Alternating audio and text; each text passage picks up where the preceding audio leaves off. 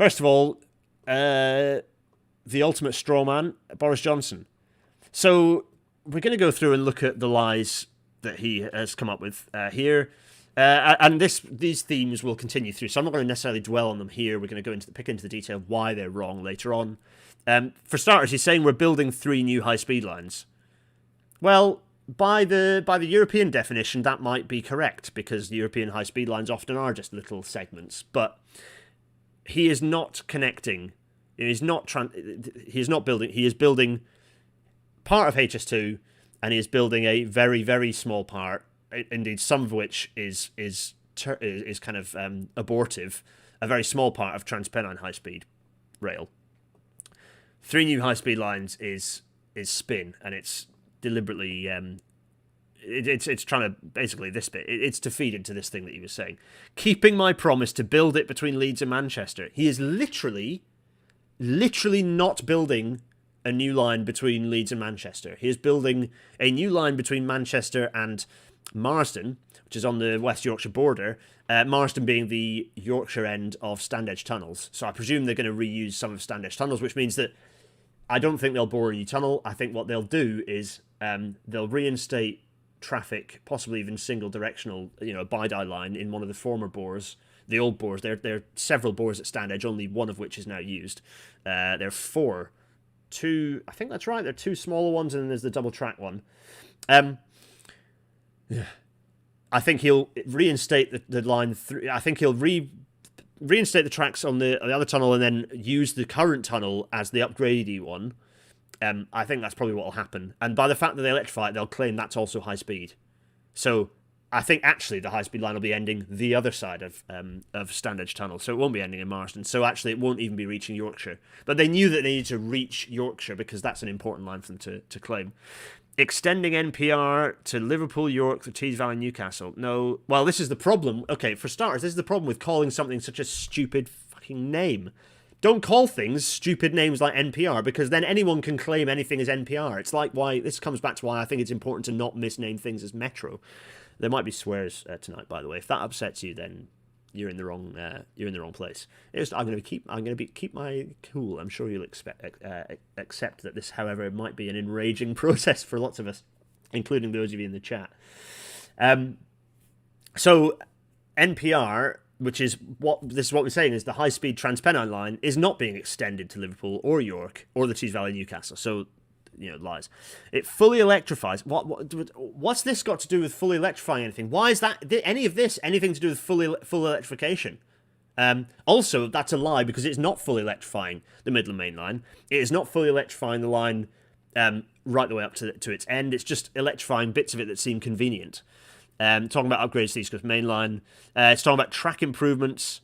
I mean, we ignore the fact that this document is riddled with typos, by the way. Track improvements, higher speeds, and digital signal/journey times. Well, okay, we're going to talk about why that's problematic. And then it says, doubles or trebles capacity. And they knew the capacity argument would come up, partly because I have banged that drum hard enough that people talk about, it's not about speed, it's about capacity now. That is sufficiently part of the discussion, that they knew they'd need to talk about capacity. But of course, as we'll find out, they are not talking about the capacity I'm talking about. They're talking about long-distance capacity, which, okay, fine, great, wonderful, we're increasing long-distance capacity. And as you'll see in some graphs later, by a significant proportion less than HS2 would have, if delivered in full. But they're talking about end-to-end capacity. They're not talking about capacity on the intermediate stations at all. Anyway, right, there he is. What else is he saying? He's saying the old plan's got the balance wrong. They focus too much on showpiece high-speed links, which is bollocks. As we know, the whole point of the high-speed is that you release capacity for more trains on it for intermediate stations and local services. They focus too little on local services. As I'll remind everyone, HS2 is a revolution in local services. That's the whole point. Protect and improve services on the existing lines. This is a lie. This is a downright lie as a result of a humongous level of ignorance of how railways work. They will not deliver what they are claiming in here without decimating services through local stations. Decimating them. We commit today to building a mass transit system for Leeds and West Yorkshire. No, they don't.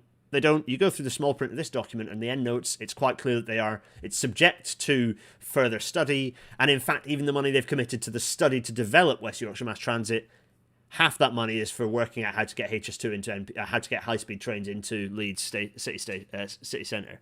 So, lies.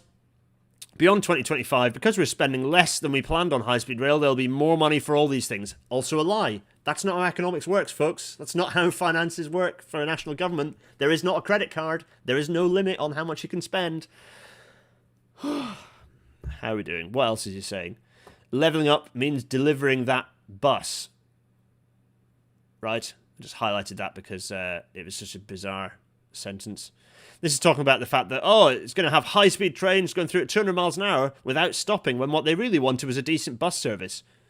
Why is a high-speed line stopping better buses? What are you on about? You Fruit Loop? Here we are. This is complaining about the fact that spending billions of pounds on a new rail link to the East Midlands that didn't directly serve any of the region's 3 main cities. See also last week's episode. Right, so we'll finish Boris and then I'm going to go through some questions. Billions upgrading the... here we are. So, TfN's preferred option for Northern Passenger would also have seen us spend billions upgrading the conventional line between Leeds and Manchester, and then tens of billions more straight afterwards building a second line between the same two places. Yeah. Yeah. That's the point. Yeah. Yeah. Because then you get the line is so limited currently between Leeds and Manchester that you can't run a decent service through it. So you need that to upgrade that. That was part of the reason why there was a justification for the fact that HS2 takes longer, is because you do get some of the benefits from TransPennine route upgrades that you then... Just the dishonesty is horrific. Under those plans, many places on the existing main line, such as Doncaster, Huddersfield, Wakefield and Leicester, would have seen little improvement or worsening in their services. Not true. What they're referring to is potential end-to-end journey times might not have been as good if you didn't account for the fact that trains would have been more frequent and there would have been a chance to improve local services. So, again, very misleading. There was nothing directly for wider improvements to local transport. Again, fundamental misunderstanding of how HS2 works. COVID-19 has altered some of the assumptions on which these schemes were designed. Well, I suppose to an extent that's true, but it's only increased and reinforced the need for us to improve local provision. And it doesn't make any difference to the impact of climate change and us needing to get more people onto rail. Those who say these things are in effect condemning the North and the East Midlands to get nothing for 10 years or more. They're basically saying some have demanded that we rigidly stick to the old plans, however long they take, however much they cost, and whoever they leave behind. Why are you adding who are they leaving behind? Why are you adding that? Spin. Some have preemptively denounced any departure from those plans as a betrayal of levelling up. It is. But those who say these things are in effect condemning the North and the East Midlands to get nothing for 10 years or more. Why are they doing that? Who said that? There are so many different things that need to be delivered before HS2 is do all of those things as well. No one said it was either or. Our planning delivers high-speed journeys, but also helps places on the existing lines. No, it doesn't. It fundamentally does not. It creates the capacity the rail network needs in a way that can be delivered. No, it doesn't. As we're about to go into in great detail. This is just a forward. I'm not going to go into the detail yet, don't worry. It brings benefits up to 10 years... and crucially, it brings benefit up to 10 years sooner. They even got typos within Boris's pre-nonsense amble. No, it doesn't. As we'll get to when we get to staging, you'll see that that's also not true.